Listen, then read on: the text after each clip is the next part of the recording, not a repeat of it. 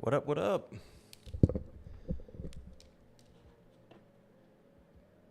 Think we're all good starting here. Nice.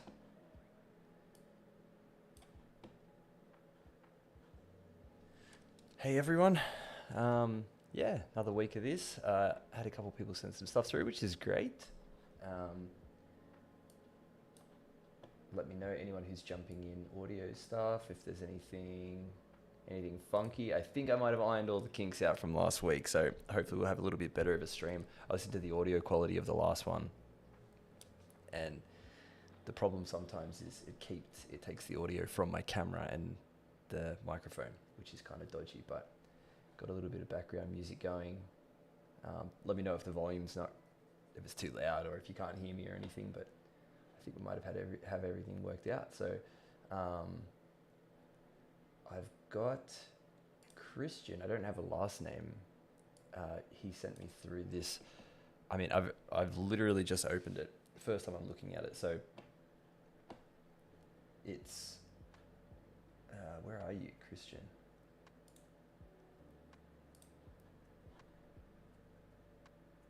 Doing think tank mentorship, currently retopoing. Yeah.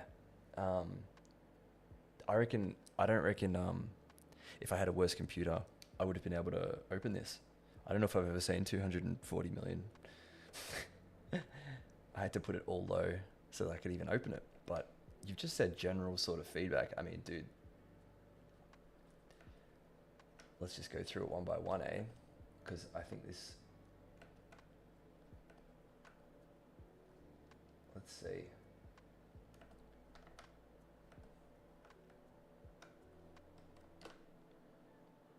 Generally, just like if you want like first impression,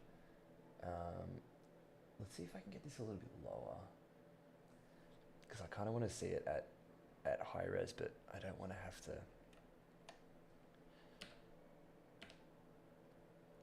First impression obviously is dope. Like it's...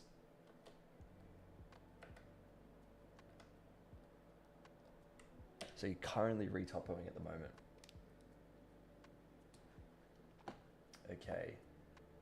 So you've also got here, the integration part of the pieces was a bit challenging. You used to work in film, so make these things that actually exist is generally pretty straightforward. Making things. Okay, so you designed the shoulder pads.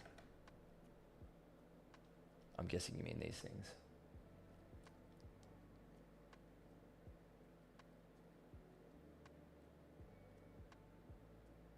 Yeah, okay, so just general, like how to, not get burnt out by looking at something when you're designing it yourself. Okay, so I am like that too. So I think everyone really gets like that as well with staring at something. Even it could be the best thing in the world.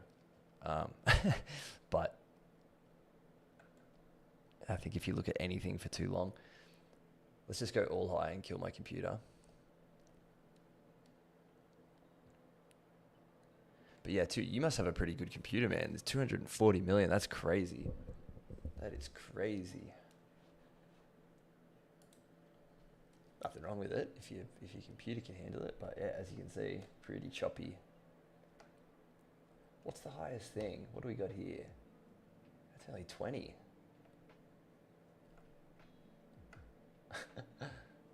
Trying to find out what's the culprit. What's the culprit of the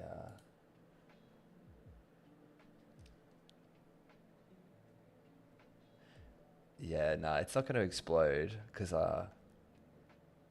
if you don't already have this button set up, the all low and all high, these two buttons, these are great. Like if you just want to be like, send everything to a low subtool, I usually just hit low, all low.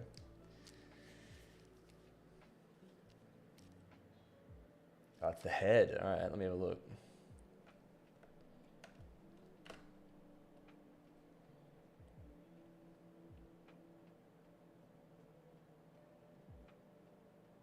$50. Okay, yeah. I don't think that's that bad, really. I think it's just a combination of everything that you've got going on here, which is great. I can see you're also in the chat here, Christian. If you could just let me know if the audio's okay, background music's okay, my mic's okay. That'd be awesome, dude.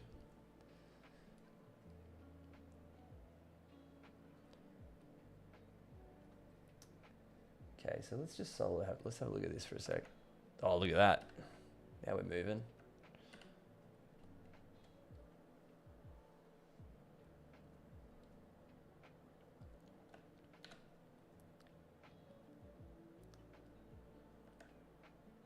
So I'm guessing you, just purely from the way that the details are on here, I'm guessing you use scans.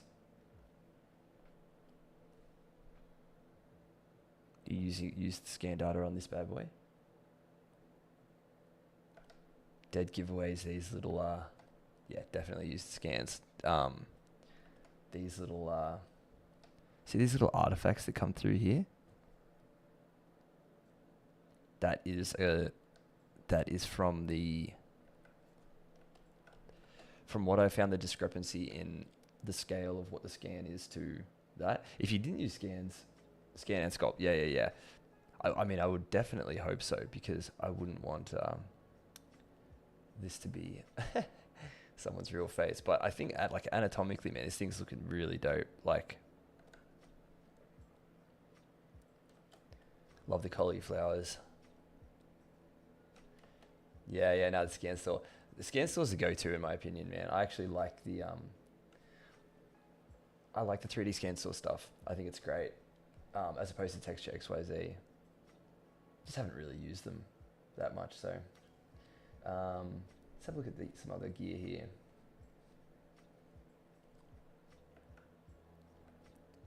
So I'm guessing you did all this modeling inside of ZBrush, or you've done it externally and then polygrouped it all in here.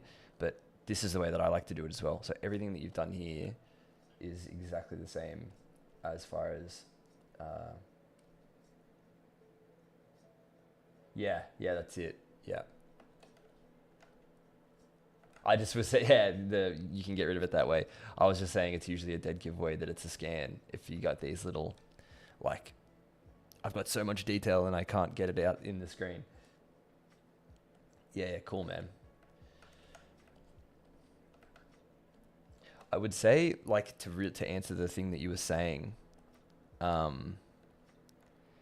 this would be a really good project to do the, like, if you're getting burnt out on looking at it and doing something, is just, it kind of looks like you've already done it, is focusing on an element, like going, oh, I'm just going to spend the next few hours just working on this side piece here. And I think, like, inherently we do that anyway. Like, it's like, okay, I need to do this part, so I'm going to do this. But, oh, it's dynamic. The if you treat pieces like projects, I think that's probably the best way to break it up, is to say, okay, I'm not going to focus on the big picture right now. I know what this needs to look like, and I'm just going to work on that.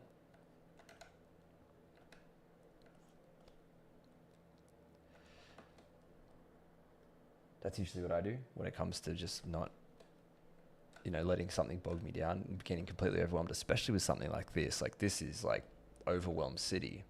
You've done super good job to get to this point. Also, when everything's very chaotic, like when you've got a lot of chaotic things going on, I think it's easy to be over the top with the chaos. I think what you've got is a good mix of areas of rest, sort of thing. So you've got, these sort of, I wonder if I can, you know what I'm going to do? Let's go all low, and we'll go, let's hope this doesn't break it, eh?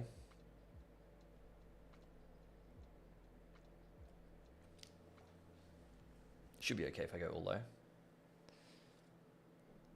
This is just a nifty trick just to merge everything.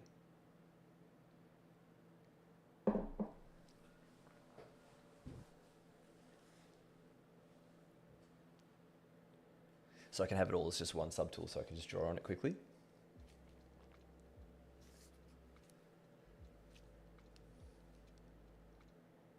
But yeah, I can actually, I'll grab the reference that you've got as B sent me as well, just because I do want to see, what you're working with.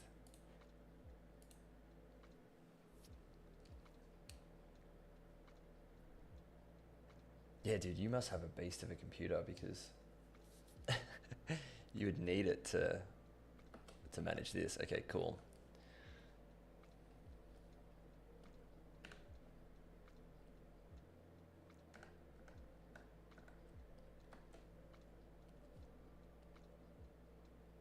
Oh god damn, this. Oh, okay, this thing is huge, man. I didn't even realize this before. Okay, you're gonna have. I'm guessing you've had scene scale issues. I only just noticed that.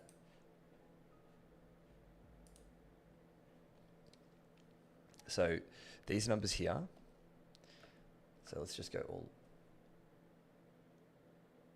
Whether the larger rest and the more localized detail areas. Yeah, I mean, dude, that's the secret sauce right there. It's like if you can do that. So just letting you. I mean, you probably know about scene scale stuff, but just as part of a general practice when working in ZBrush, just to make your life easier. See these numbers up here? They need to be.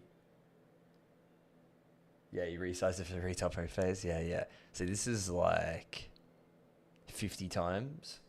It's looking about 50 times too big. So this size here needs to be, so the XYZ size of the whole thing that you're working with. So if I append a cube right now, we won't even see it because it's so small. See, 2 by 2. So they say in the documentation that working is in a ZBrush file works best when the whole thing that you're working on is the size of XYZ size 2. So 2 of the ZBrush units. So if we were to grab this guy and put this at 2,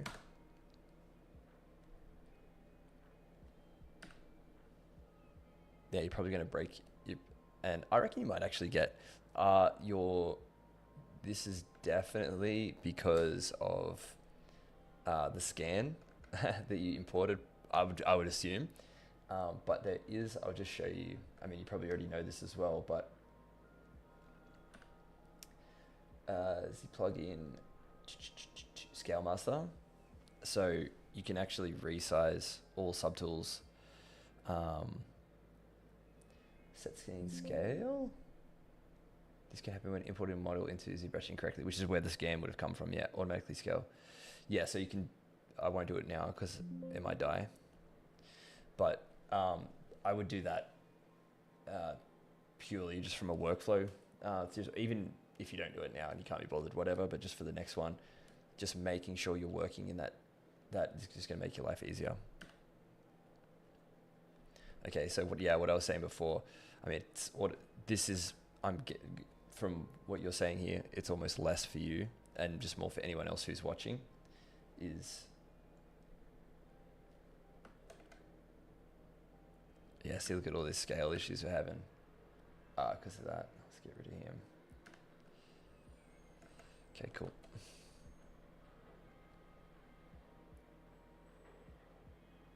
Yeah, okay. Started out with a base mesh and then hit UFI. Gotcha. Standard. Let's just.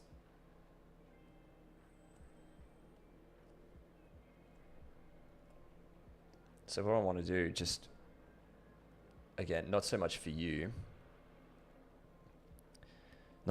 because I mean it sounds like you are already pretty across it, but this level of like low level of detail in here, awesome. Like this is the sort of stuff that lets this stuff breathe. you know, and even doing this over a model, just being like, okay, yeah, chaos, cool, bit through there. Even this, it's not as busy, but it's still like you've got space to be busy on it because it's right next to something that's not busy. Even this, for example, say, you know, we were to call this an area of rest. That frees up these to be a little bit more chaotic, which they do seem to be.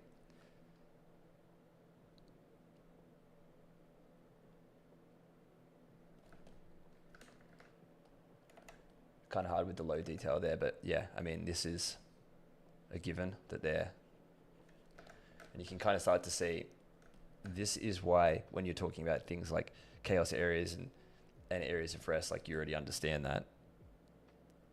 Even with flat colors like this, you can start to see why it looks good. I think we sort of like don't even realize a lot of the time why something is looking good, and it is, a lot of it is because of our subconscious looking at something and going, oh, okay, we don't know why it looks good.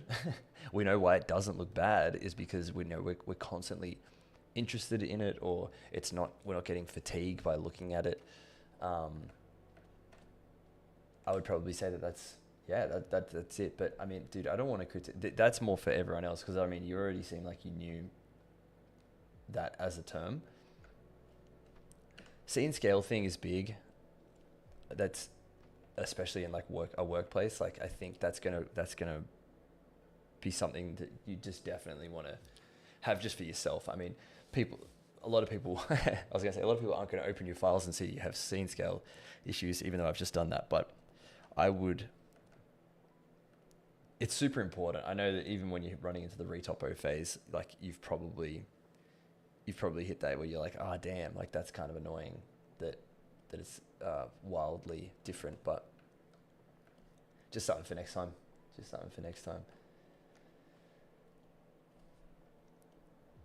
But yeah, all this stuff looks pretty great. Little bit muddy. If you want me to say something, like some of these dents, doing it in the high poly is fun too. I mean, you could always do it in texture, depending if you're doing it for film or game stuff. If it's film stuff, I mean, a lot of this is pretty heavy, silhouette change stuff. So it's sweet to do it in the high poly like you've done it.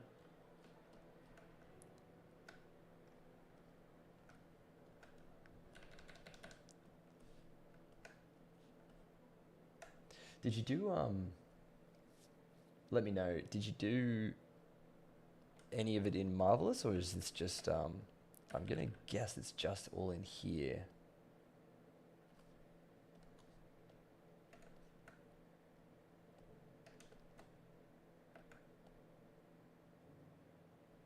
Yeah, I'm going to guess it's all just done in here. The fact that I'm thinking about it is, means you've done a pretty good job.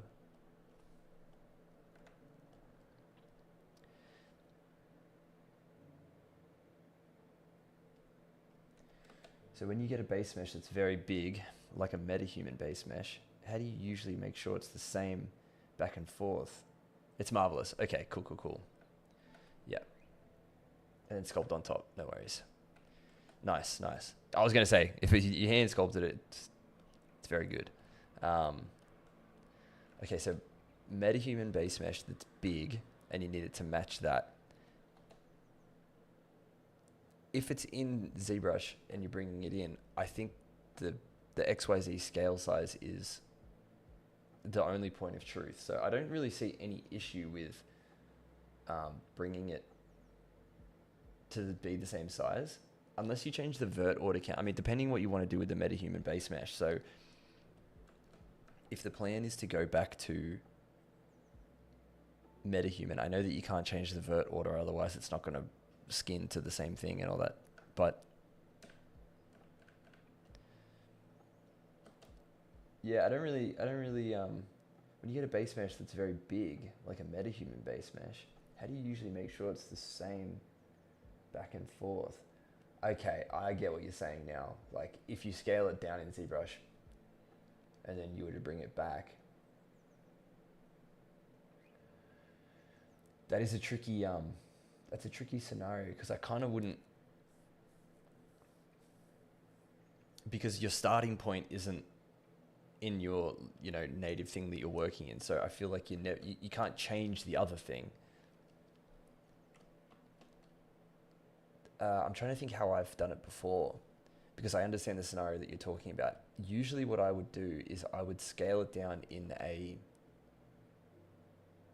uniform amount, like 100, for example. Like, so I know when I'm working in ZBrush, if I'm exporting it, you can go to export down here. You can just set the export scale to 100. So say the MetaHuman one is 200, right? Like that's whatever the number is that you're working in. And you bring this in and it's, enormous, like your guy is here. I would unify this, so your working guy, to be 1/100th of this. So when you're exporting it, you don't need to do anything. You don't need to do any math calculation. So just do the calculation on like how much smaller it is. You're like, oh, I scaled it 100 times smaller or something. Just set this export scale to be whatever the equation is. So yeah, it's 2 there. Scene scale is 2. The export scale is 100. So it's going to export it at 200. So I'd probably say that fixes the thing you're talking about, if that's if you kind of get what I mean. But yeah, dude, looking dope, looking really, really good.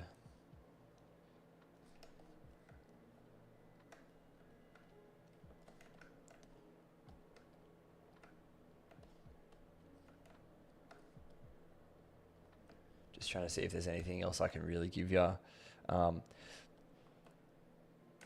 I'd probably say the only thing that's sort of like jumping out at me as, yeah, you went gnarly with the high poly stuff.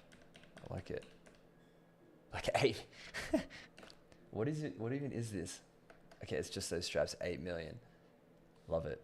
I mean, if you can handle it, if your computer can handle it.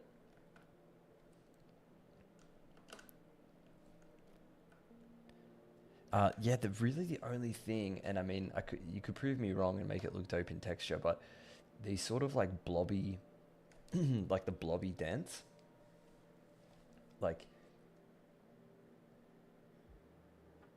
yeah. So I think setting the export scale, so having it low in here, the scene scale smaller in here, and then just setting your export is definitely the way to go. But yeah, if you just want purely a knee-jerk reaction from what I'm looking at, it's just this sort of blobbiness, and I kind of know like the Gears of War Doom style stuff just because I did a lot of it for the project I did with Volk and the Gears of War stuff. It does kind of have like this ambiguous destruction in a way where you don't really know what the thing is that could have made that mess. And also like what is and this, okay, we're just getting into the nitpickiness of it now, but it's only because I'm sort of going through it at the moment with something else. Like, what causes this much insane damage here and then it's just this perfectly clean everywhere else?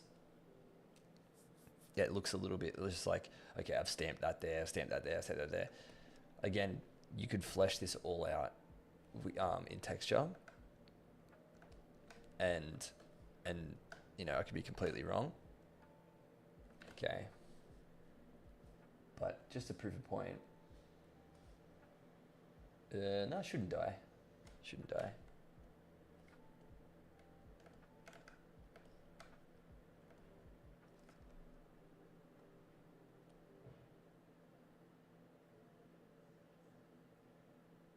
Okay, let's have a look at them. Let's have a look at this. dents, for example.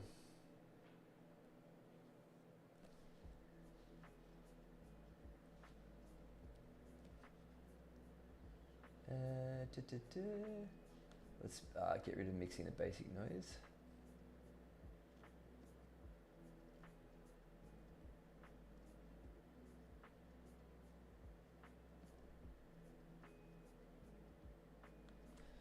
You can kind of start to see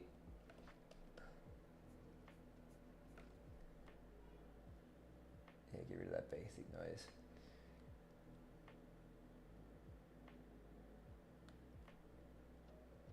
Up this scale a bit.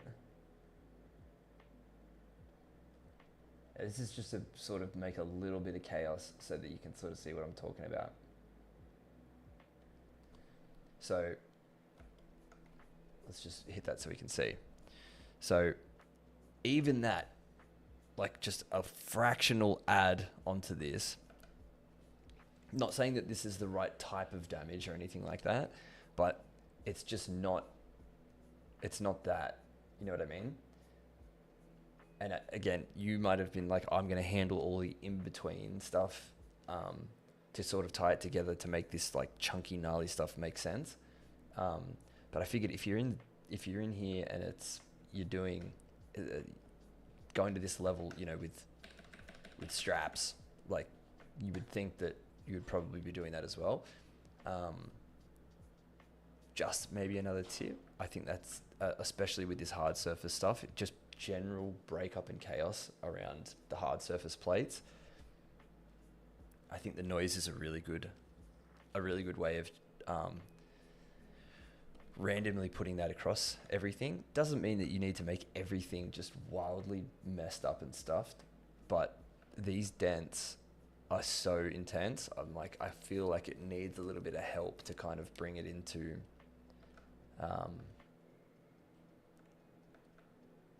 to sell what the material is, because I think at the end of the day, that's sort of what you want to be doing with the damage. It's like, okay, what kind of material is this?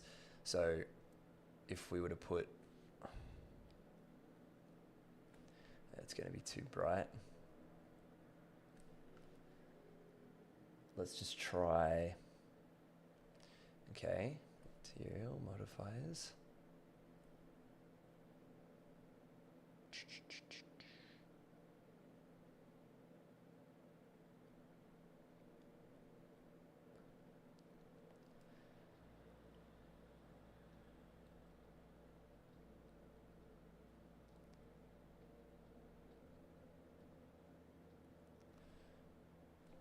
Trying to find,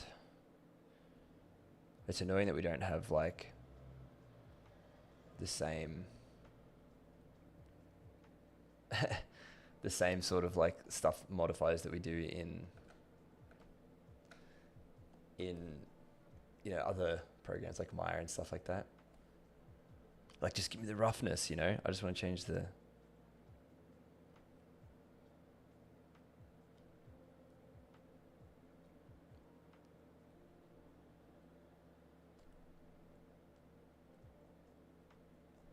all right, let's just blur it, and that's selling what I'm trying to say for now. We'll go MIGB, we'll go fill, and then we'll go back to, oops, had the wrong thing selected, there you go.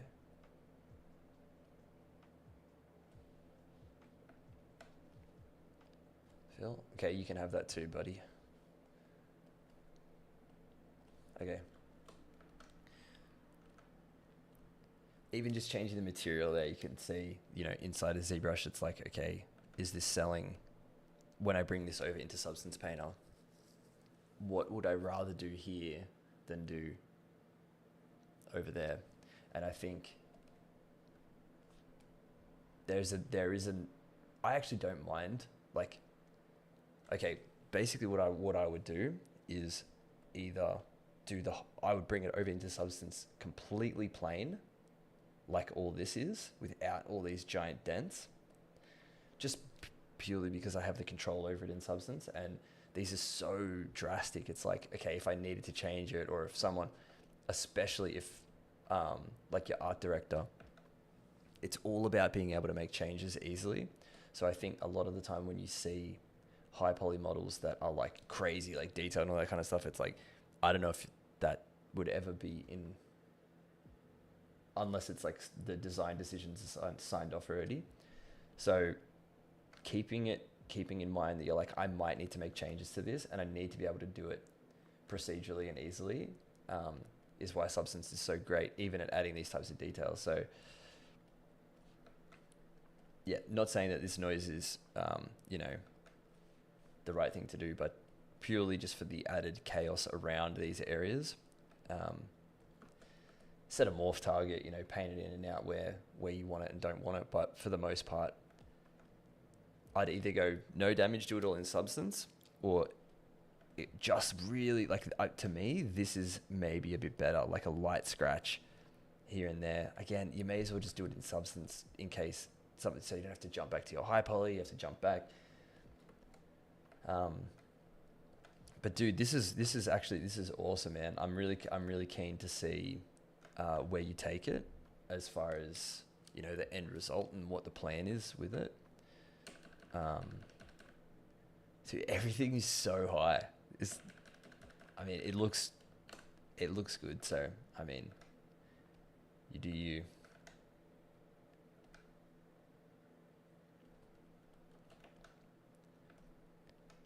But I think that's always the battle with the projects. You're saying 100% there. So, I'm guessing you're agreeing with me about the Substance paint and stuff. Anatomy looks bang on. I'm not even like an anatomy king. That looks a bit, I don't know what that is. Nitpicking.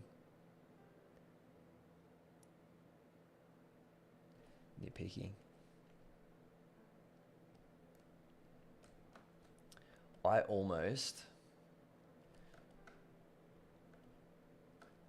depending on where this is being seen or what you're doing with it. Okay, just one more thing before I jump over to the other stuff.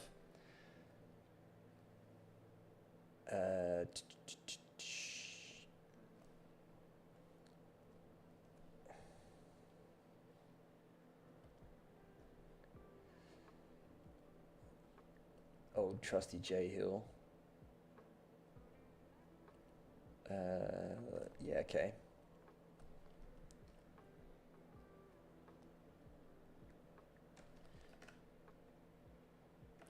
So not saying that you need to do this, but it does seem like there was some, I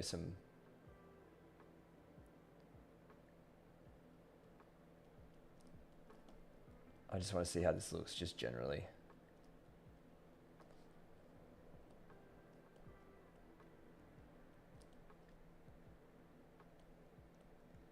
Probably be less through here, but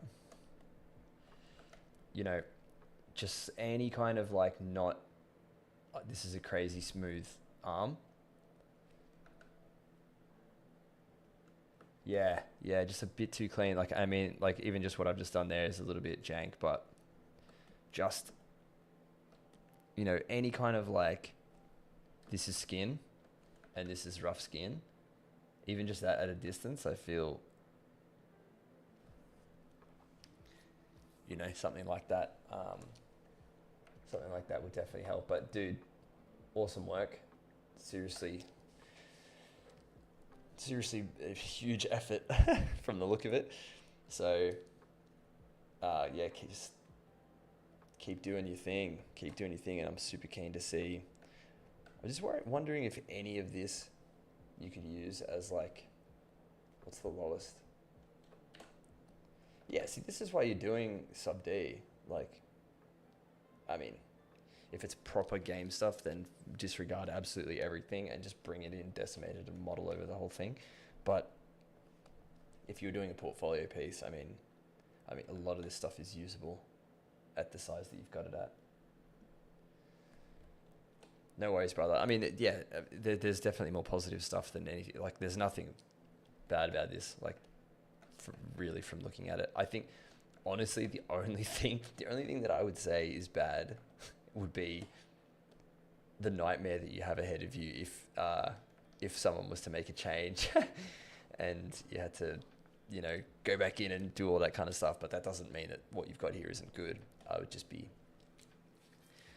wary about that when making design choices in high poly or in texture. So yeah, keep going, dude, and keep me in the loop with it too. I really want to see where you take it. That'd be awesome. Cool. Look at my unfinished guy. It's a little bit less. It's a little bit less in the workflow than you are.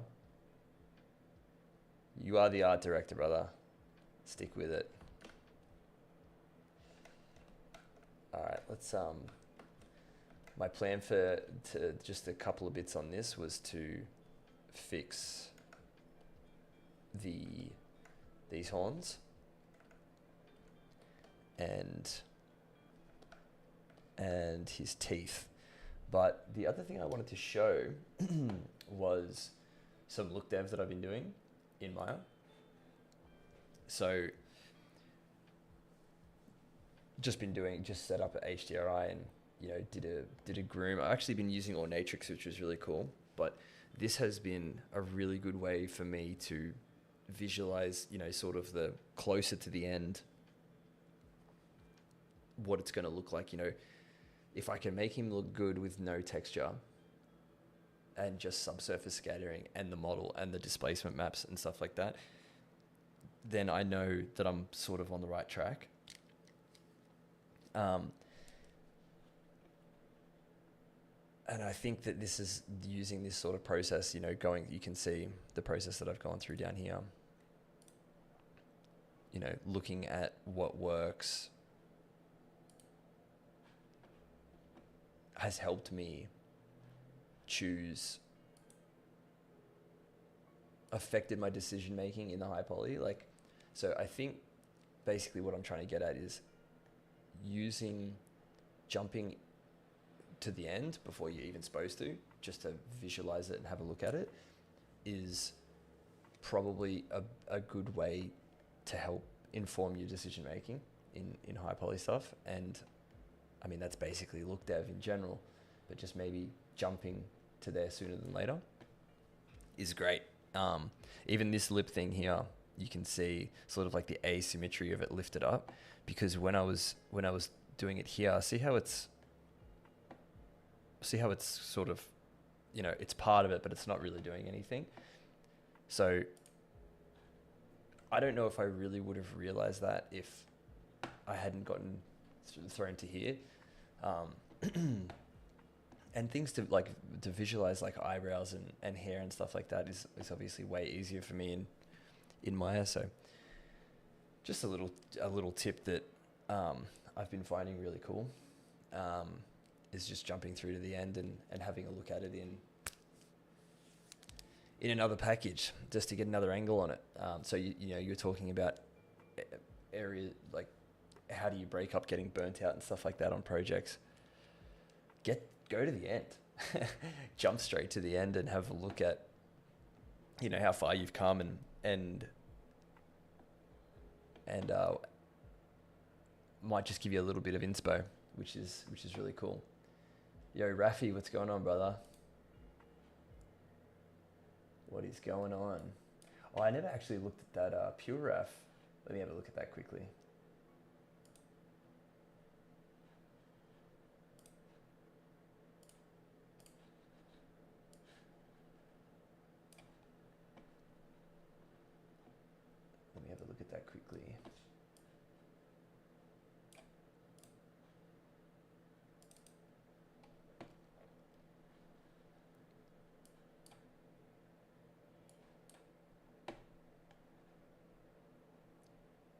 Yeah, cool, man.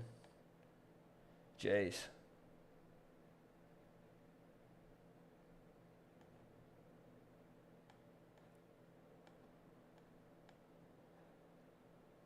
Good reference board, man. Great reference board.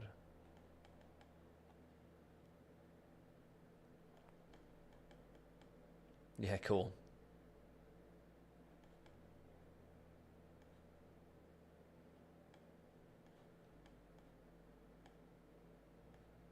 Oh, it's that Ben Ert. Yeah, nice, man. I mean, geez, there's nothing I could tell you that you wouldn't already know. I feel like you're. Oh, I've been watching the progress of this one. It's good, eh? Yeah, cool, man. Really cool. All right.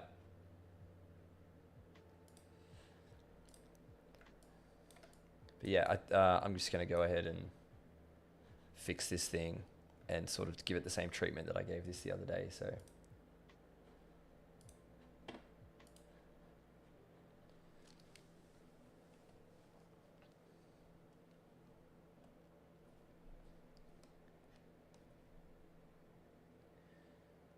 There's something about the Doom and like Gears of War and all that kind of stuff that's just so nice, hey. Sun's coming up here.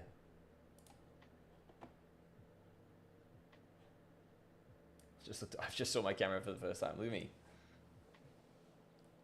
I also don't my camera. I'm using the webcam thing, so it's kind of shitty.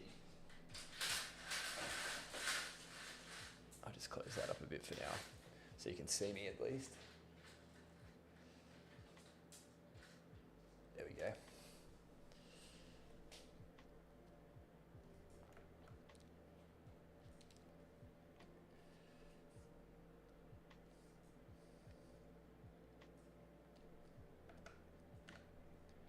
So yeah, let's just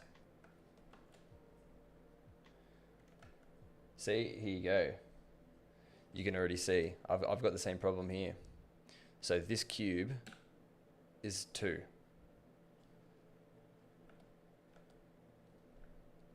What's my base mesh at? Yeah, it's not as wildly out of proportion as yours was, but yeah, always this scene should be like that, and this box should be 2, not 7. Just for next time.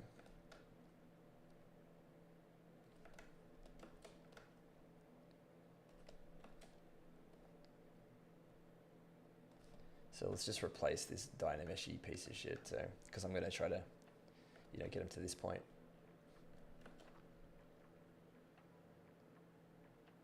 No worries, brother. Thanks for sending your stuff over, and keep me posted, dude. Keep me posted on how that's going, because that's gonna look sick. I can tell that you've put a lot of effort into it, so it shows. It shows. Just keep going, brother.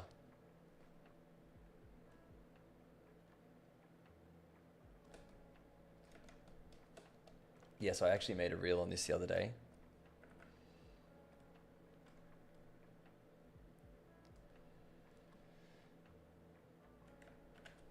Where I'm going to use surface noise to make this. So if you didn't see it, I'm going to basically do that now.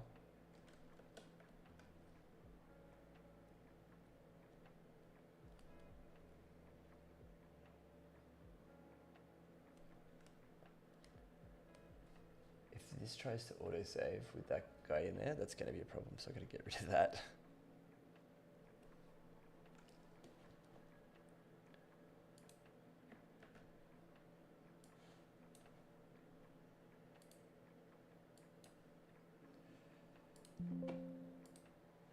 Cool. Yeah, so basically what the point of it, the way that this works is I'm just going to model like a super low piece of geometry.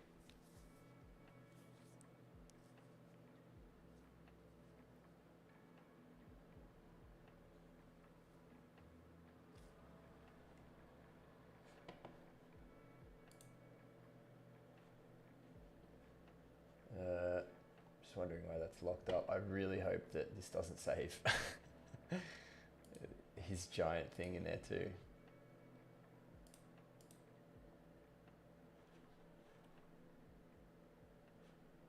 Okay, well.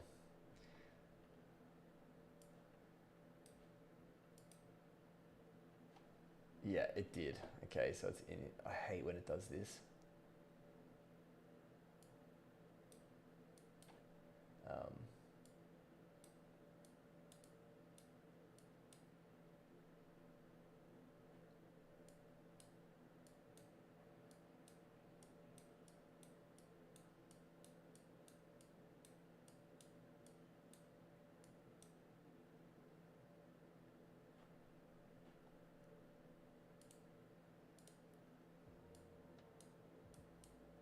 Sorry, this doesn't make for great streaming, but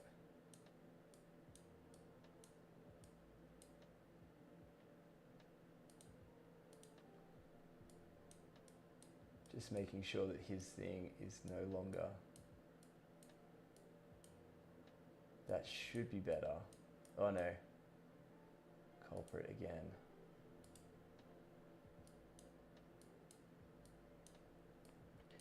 I would love to know if you guys know a better way to doing this. Like, you know when you load a Z-tool?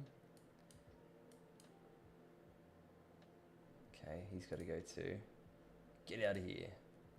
But this is, yeah, this is the only way I've ever known how to do this. If you load a Z-tool into a project. See, it does this. Bro, it kills me.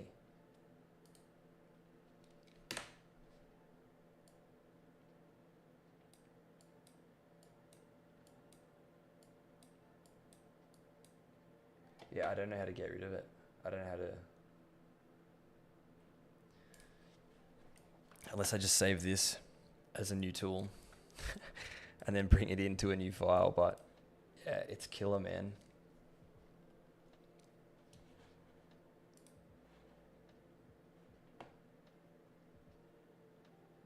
Delete all in the Z tool.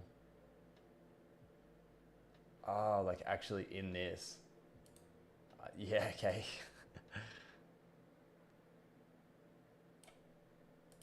I mean, that's one way to do it.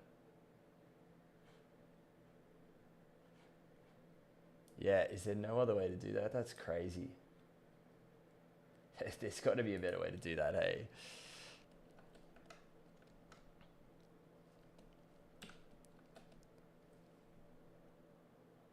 Look, we're all learning stuff here. Love it. Thanks, boys.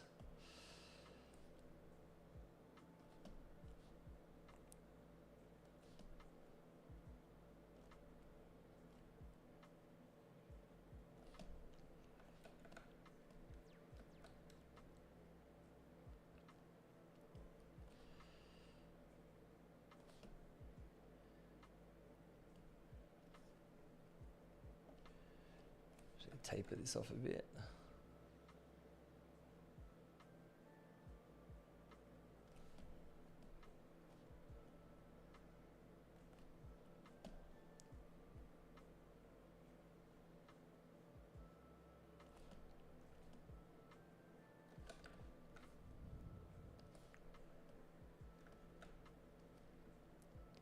Yeah, so many weird quirks like that, hey, where it's just like you got no idea. It's like, how did they get to this? This was a way to do this, you know?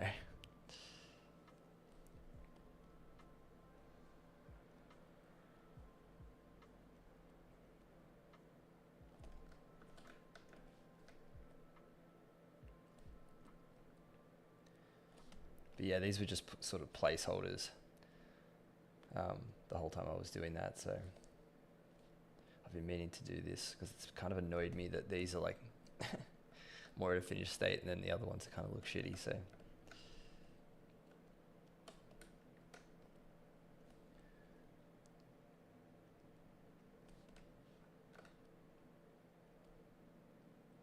I kind of like that sharp line through the middle, like through there. But we just keep it like maybe that level of crease.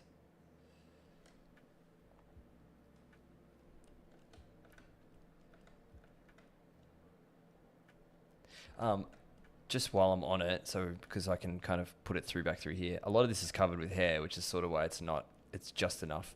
But this, like the horn coming out of the, I'm gonna go back to Gizmo. The horn coming out of the thing, you know how it's got like that protrusion sort of layer? I use this brush, this Dan Layers brush. It's a couple of bucks. You can buy it on ArtStation, but the way that it works is really cool. It's like a directional thing. So like, I'll just try to make a hole here and you can see.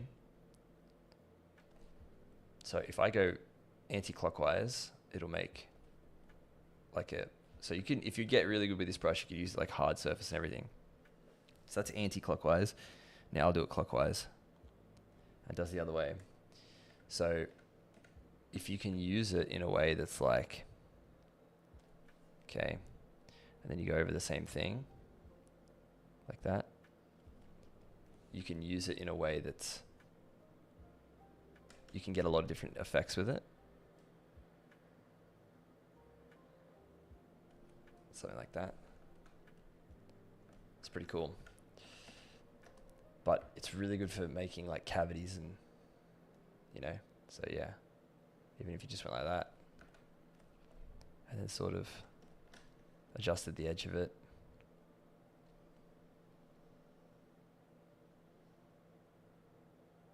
You know, very cool. That's just how I did it like that. So it's, yeah, it's a very cool brush. That's how I did these. And then you can also do like slits and stuff. Like, see how you go directionally? So you go this way and then up this way, and it will make like a cut. And then you can use a pinch, just sort of like sew it up to get like cool cuts like that.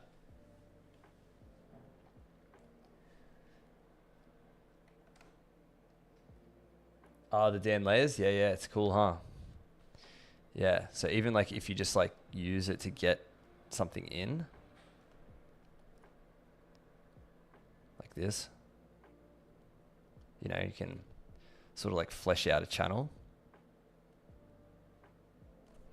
and then go through and then pinch it. Make those sort of like tight splits. It's good for like leather, and I use it all the time. Yeah, it's great. I actually don't know, man. I'm guessing it is. It's called Dan Layers. But yeah, go on ArtStation and it's there. It's a few bucks. I'm pretty sure there's a couple of brushes that come with it, but the Dan Layers main is brush. Let me have a look.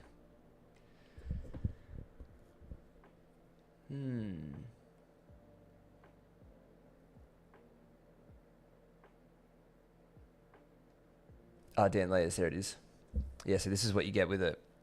So there's a bunch of different versions of it. I just use the Dan Layers main, but basically the premise of them is that they're layering brushes, and they're great. So experiment with them. I think he did a really good job with it. So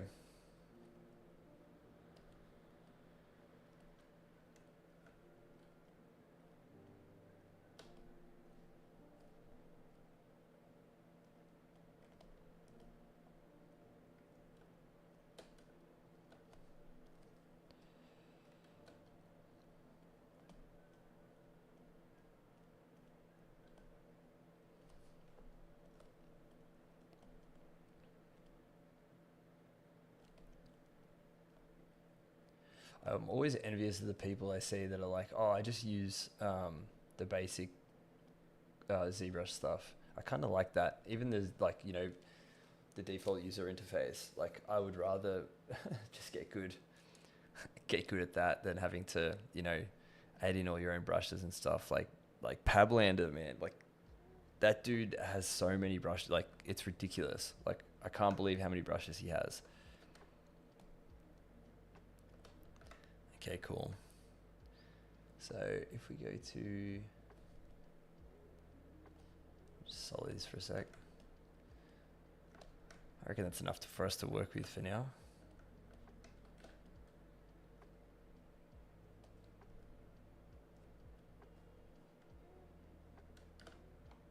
Just going to polygroup two sides of this thing.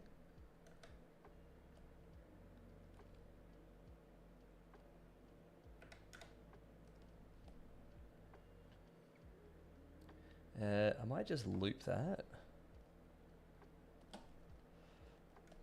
Polyloop.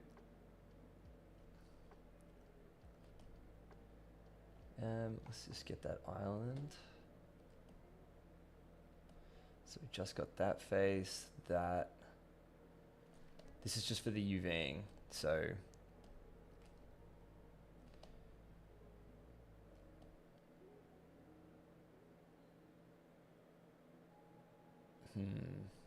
just trying to think of a quick way to do it other than going through and, you know, I could kind of get the perimeters, but it's just such little geometry, it doesn't really matter.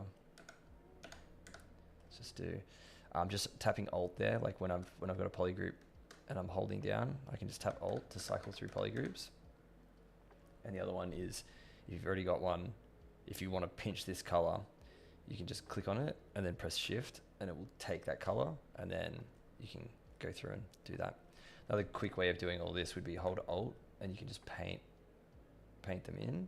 And this is, I think they call it a temporary polygroup. So you can, you know, just go da da da, and then, you know, polygroup island that. It's probably a good way to do it.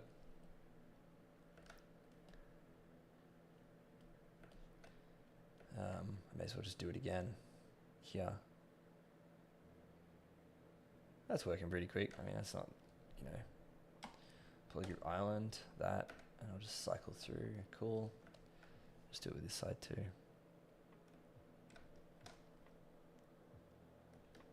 Oh, still got.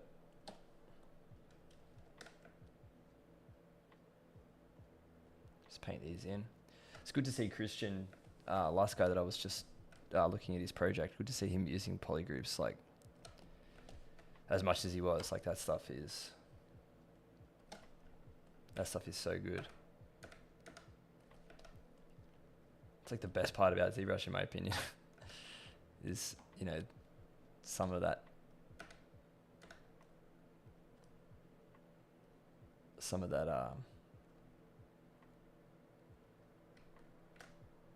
You know, niche thing like that no other program really has. I think that, you know, programs have a similar type of thing as far as like grouping meshes and stuff in like inside without actually like affecting it. But I don't even know how long I've been streaming for.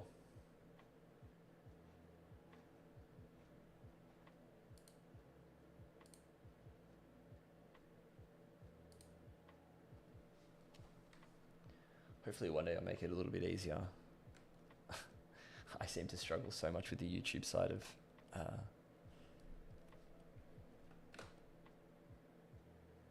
okay, cool. Let's hide these bad boys. Don't want them.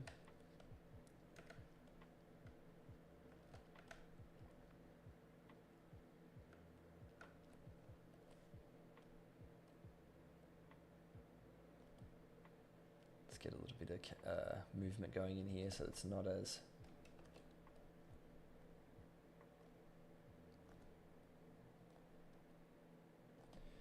yeah, that's a bit better.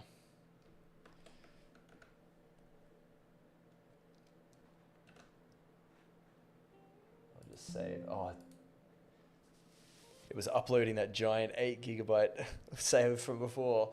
That's why I was like, why does my internet look like it's going badly? But that would be why.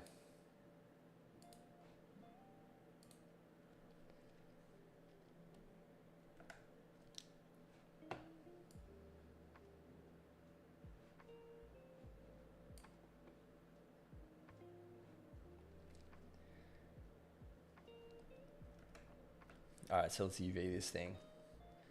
I kind of just like to take it in other programs to do it, but I may as well try to do it here. So if I go not symmetry, polygroups, unwrap.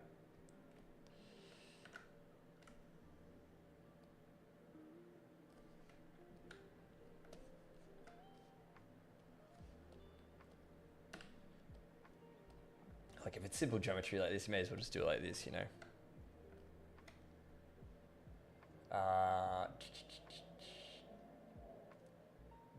That tip might be a problem actually. Let's unflatten that.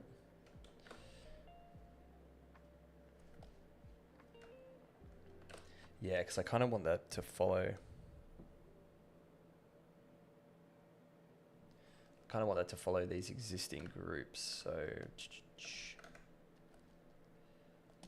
you'll see what I mean in a second.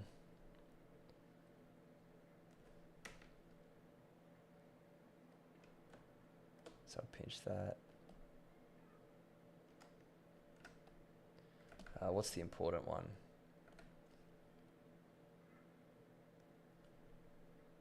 It doesn't really matter. Let's just do that and that.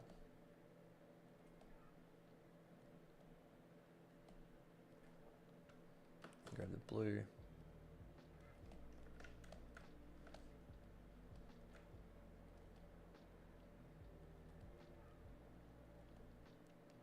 This is just me saving having to go into another program to do it properly, but I reckon we could probably get away with it like this. Yep, I reckon we're going to be fine.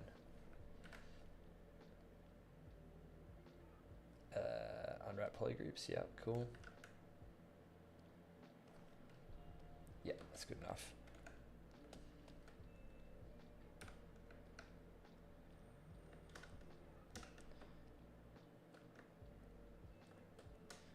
So if anyone hasn't, you know, unwrapped in here before, I mean, it's pretty much the same as working in the viewport.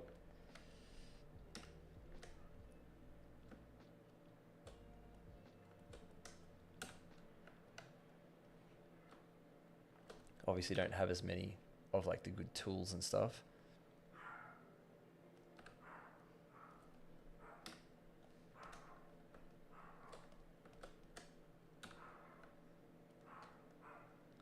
But we just generally want this going up and down. And have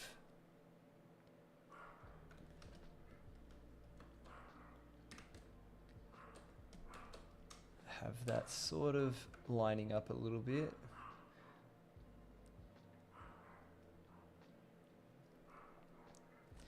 So this base is not going to matter at all. So let's just put him small up there for a second. Scale this down. Cool.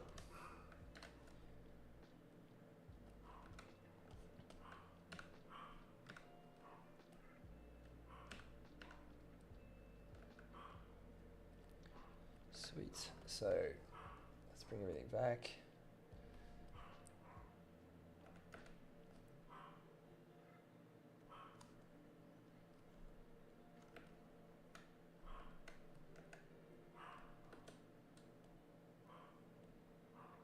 That's a weird bug.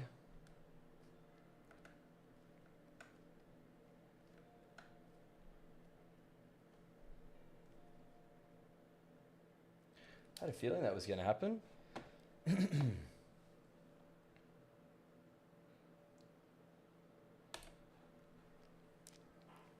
That's unfortunate.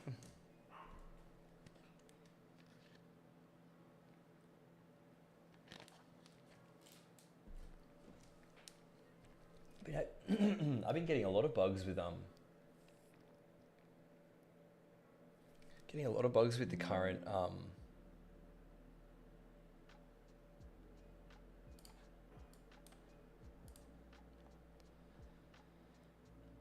current ZBrush. I just have to take this over here. Sorry about that.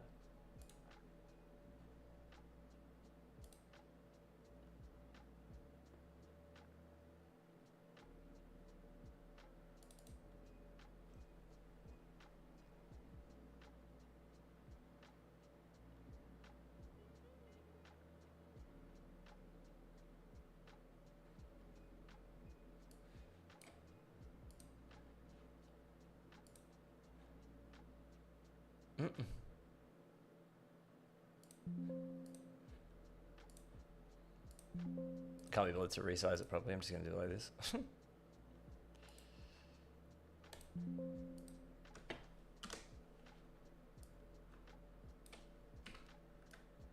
Cool. Yeah, not sure what happened there. Been getting so many bugs with this new version, eh?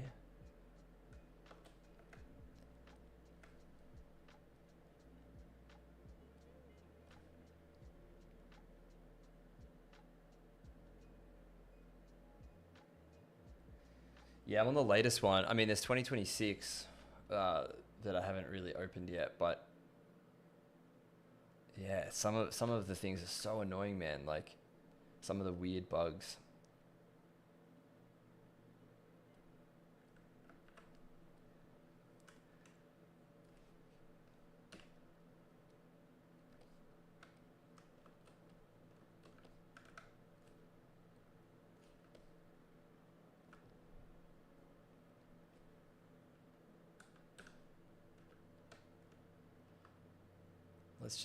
Let's just see how I can do it with this and see if it goes all right.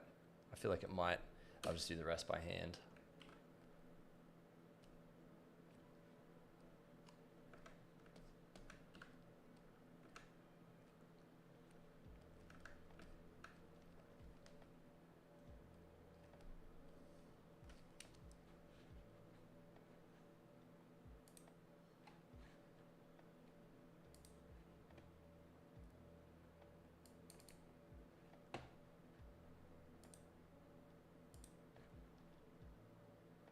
Mask basic noise. No. Ah.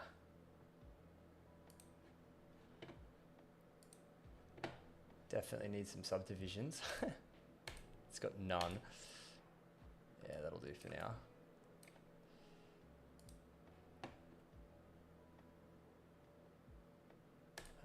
UV.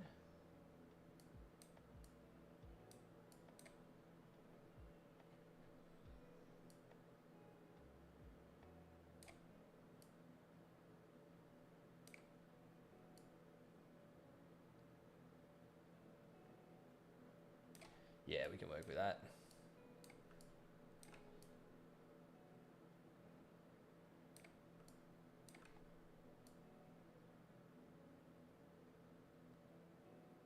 I'll just paint the rest in.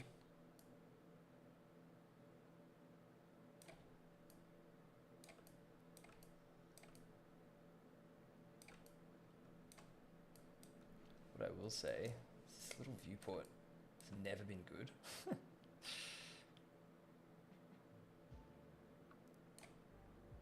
Okay, so let's click that.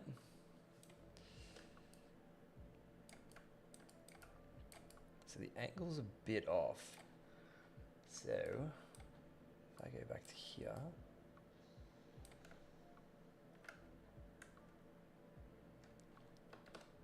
so the blue and the green is what we're going to want to.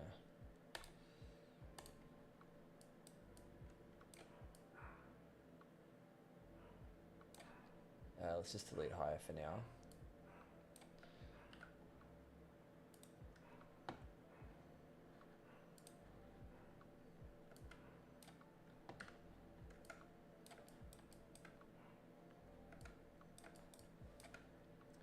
So this is a good way of looking at.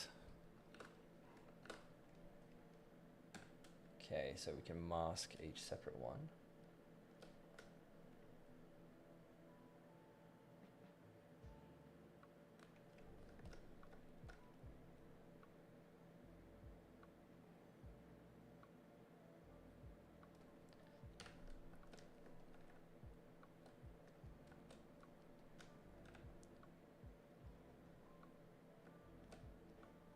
I'll just generally sort of get these a little bit flatter.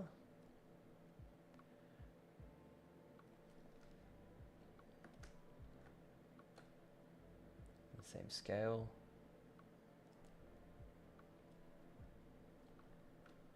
Yeah, the plan is just to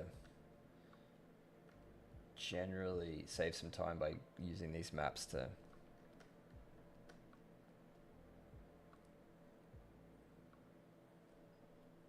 do a lot of that detail for us.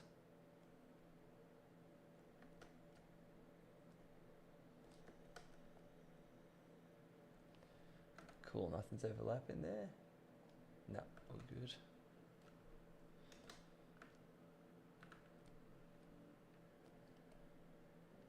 See how they're all lining up now?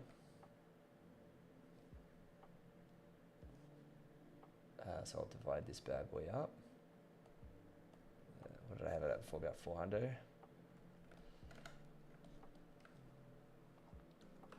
That.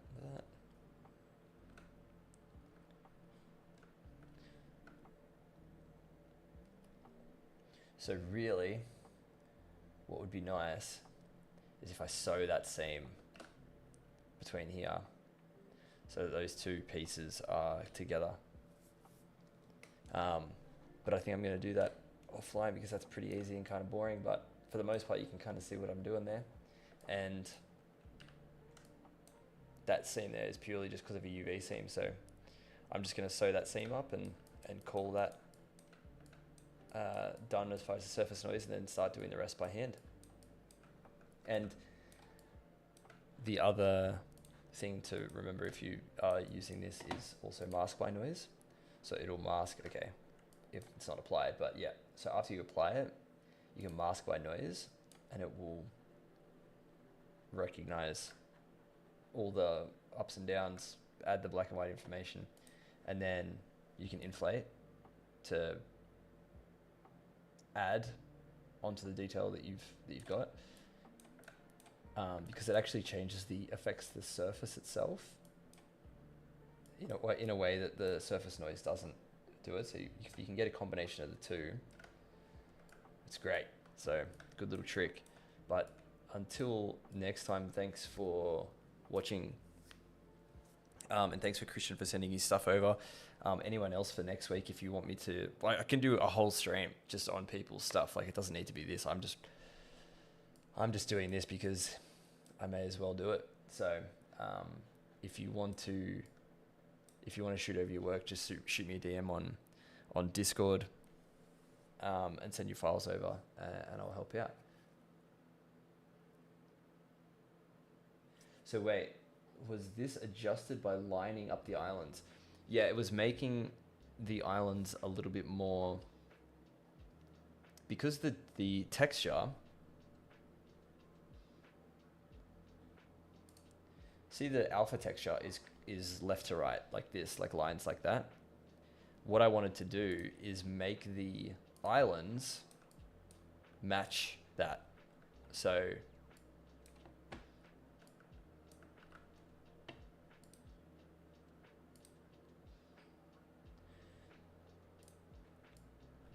I made the islands as this way as I possibly could, so that when I put the texture onto it, they wrapped as close as they could, if that makes sense. Having the surface noise on there, it kind of makes it a little bit easier to see where you need to adjust it to. But in reality, you're just UVing so that it's generally up and down. And it was the same with these horns. So if I make these smaller, it's literally just an up and down mesh.